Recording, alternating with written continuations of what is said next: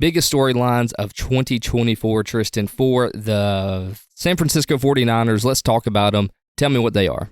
I think the biggest storyline for the 49ers is this the year? Can you finally get over the hump and win the Super Bowl? We know you've got the talent. We know you've got the coach. We know Kyle Shanahan's a great coach. He's made it to 2 Super Bowls as a head coach. Unfortunately, he ran into Andy Reid and Patrick Mahomes in both of them. Okay? I understand. That's a tough break. But this is kind of not their last opportunity, but this is kind of the last hurrah for the 49ers as we know them. That team's going to look a whole lot different once you got to pay the quarterback. And the way he's playing, you got to pay him something, okay? We can all keep having the Brock Purdy debate, but if you don't think Brock Purdy is a good quarterback, you're not watching football, okay? I'm not saying he's elite. He is a good quarterback. He is worthy of a contract. You have to pay him after this year. Brandon Aiyuk is kind of fed up. He wants a contract. You've already given Deebo big money. Christian McCaffrey is 27 years old. How much longer is he going to be able to play at the level he's playing? Because let's be honest, Shanahan uses the crap out of him, okay? I mean, he runs him nonstop. This is it. This is the year. 49ers fans, pump the brakes. I'm not saying that if they don't win the Super Bowl this year, they're never going to be in it. They're still going to be a really good team in 2025, a really good team in 2026. But we've talked about this with the Bengals. We talked about it with the Bills. All these teams, once you pay the quarterback, and I'm not saying Purdy's going to get Mahomes' money, but I mean, he probably will because that seems to be the way the market's going. We'll burn that bridge when we get there. Once you pay the quarterback, you cannot build this great team around him. All of these exquisite players that the 49ers have, not just on offense, but on defense, to where every time they step on the field, they have a better roster than you. Does anybody in the league have a better roster than the 49ers? Probably not, right? I mean, it would be hard-pressed to say anyone does. So you have to take advantage of it. They've done a great job. But to me, that's where it all lands. The spotlight is on. This is the year. After this year, it's going to get way more difficult. Way more difficult once you got to start paying players. Well, and honestly, I heard Cowherd the other day, and he said that the 49ers kind of got a little bit of a break with the schedule, and I completely agree. I mean, this schedule is really, I don't want to say a cakewalk, but for them, it's kind of a cakewalk, or at least it should be if they play to the same potential that they did last year. And what I mean by that is every element of that team has to play lights out for them to take it all the way. They don't have a quarterback that they can rely on to win the game. I don't think Purdy is that guy. Matter of fact, I know he's not. I disagree. I disagree completely. He's not the guy to put the game on his shoulders and go win. What are you talking about? What are you talking about? Did we not see him do that in the playoffs? Did we see him do it in the Super Bowl?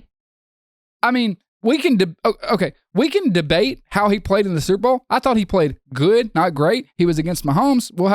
He left the field in overtime with the lead. He went against Jordan Love. He outdueled him. He went in Detroit. They were down. Yep. 20-something points. He brought them back. This is the thing. I'll give you whatever you want. I'll give you any premise you want. I used to be where you were. You cannot watch that Detroit game and say that about Brock Purdy. He single-handedly brought them back from the brink against Detroit in the NFC Championship game. I will give you that because I actually remember texting you saying, my gosh, I was wrong. He did it. Because I was like, outside. I was with you. I wanted to see it. But when he did it in the NFC Championship game, I was like, okay. But outside of that one time, I'm not discounting the guy at all. Okay, that's not what I'm doing. Usually he doesn't have to, though. Their team is so well built. He's not put in that position often. See, that's what I'm saying, though. So every position has to play to their full potential. Nobody can take an off week, right?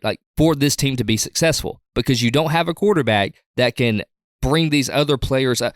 Patrick Mahomes, right? I know he's the GOAT or one of the GOATs, and it's kind of unfair to compare to him. But everybody around him plays better when he plays. Right. He brings everybody up, right? You would agree. 100%.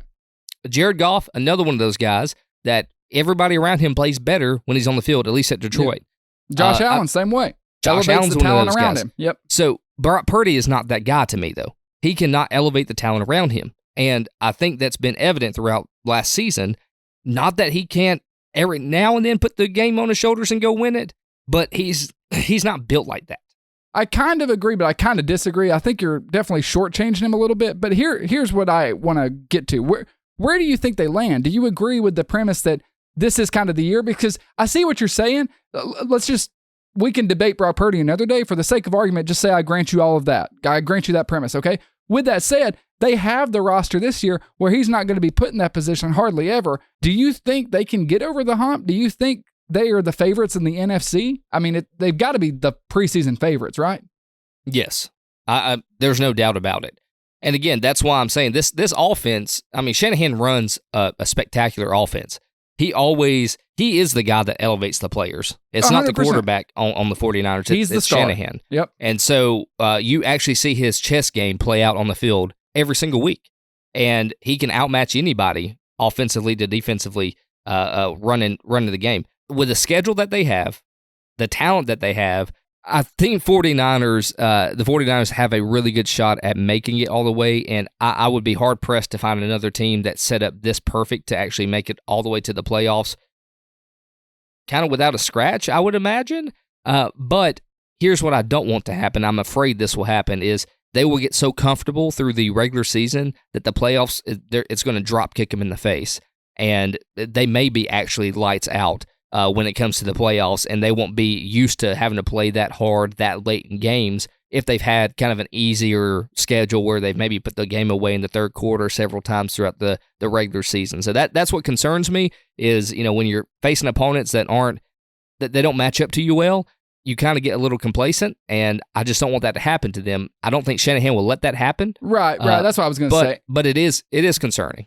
That's fair. I'll say I agree. I think with Shanahan, and because this team's been there, like they've been through the grind, I don't think their schedule is super easy. They've still got the Chiefs. They've got, obviously, their division, the Rams. They've got the Lions, the Bills, the Bears. They've got some tough opponents there. I just think they need to make the most of this opportunity because this is the last chance with a really, a better roster than most of the teams they're facing. Whereas next year, it's going to be more evened out.